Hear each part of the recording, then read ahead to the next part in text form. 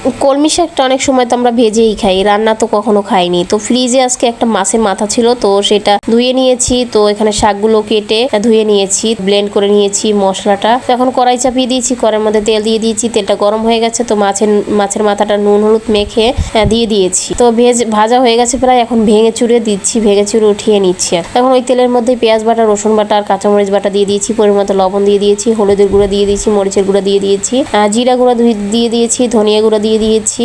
দিয়ে এখন সামান্য পরিমাণ পানি দিয়ে মশলাটা কষিয়ে নিয়েছি। তো মাছের মাথাটা দিয়ে দিয়েছি। এখন মশলাটা কষানো হয়ে গেছে, শাকগুলো দিয়ে উল্টে পাল্টে এখন ঢাকনা দিয়ে ঢেকে দিয়েছি। তো ঢাকনা উঠিয়ে এখন নেড়ে চেড়ে দেখছি, তো সামান্য পরিমাণ পানি দিয়ে দিচ্ছি। তো এই তো প্রায় শাকটা রান্না হয়ে গেছে। তো এখন উঠিয়ে নিচ্ছি। এই তো শাকের ফাইনাল লুক। তো এই তো এখন খাওয়া দাওয়ার পালা। তো একটু আজকে সুন্দরভাবে গুছিয়ে খাওয়া দাওয়ার শুরু করলাম। তো এর মধ্যে আবার চিংড়ি মাছের বড়াও বানিয়েছিলাম, তো সেইটাই দিয়েই ভাত খাচ্ছি। তো আজকের রান্নাটা কেমন লাগলো জানাবেন, আর কখনো কি এইভাবে রান্না করে খেয়েছেন তাহলে তা কমেন্ট বক্সে জানাবেন। সবাই ভালো থাকবেন, আল্লাহ হাফেজ।